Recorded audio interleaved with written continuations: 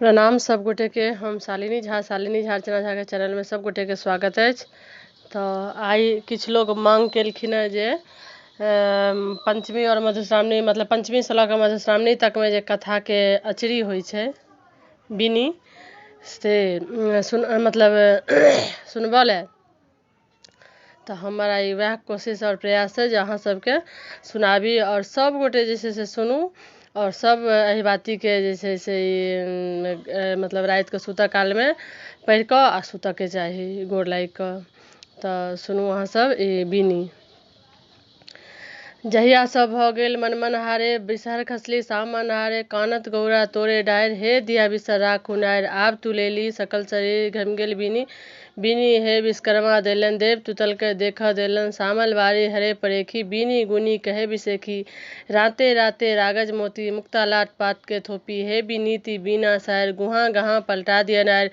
जेई बिनी सुने छिता तिनका कुल्ला बाहल बुता आना नाना हो सुमिता कोरिया पाल धमसुलाल बंझा नारी से जे पावल कंस कुमारी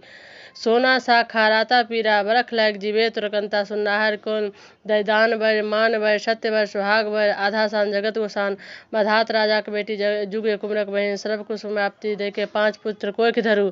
औद कौद महानाग नगर श्री पवन श्री अंधी प्रचाल वर्षी बियाल कतवन पट्टा मरबा चर बैसल हाथ करेला माथा फूल चल बेल बिसहर नैनापुर में कैलन परमा तहाँ नाचू बिसहर माता पुण्यक पत्ता झिलमिल छता तैचर नाचू बिसहर माता बिसहर बिसर बर ग्यारी बीख खुआल बीख नराल बीख लऽ कऽ केलन बियारी। गोर लागू सब गोटे। और दोसर अछि एकटा और बिनी तो ओ सुनै जाओ अहाँ सब।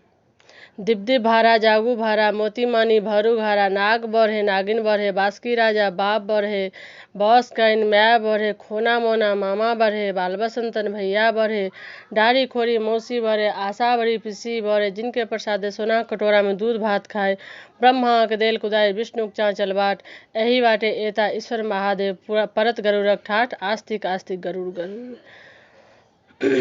तो ई जे छै से अहाँ सबके बिनी अइ दूटा हमरा याद छला हम कोनो किताब के देखसी नहीं केलहुँ हैं ई याद छला ते अहाँ सबके हम सुनेलहुँ हैं और कोशिश करै छी जे सब गोटे के जे है से बढ़िया लागत ई सुनै जाओ अहाँ सब ध्यान से। धन्यवाद।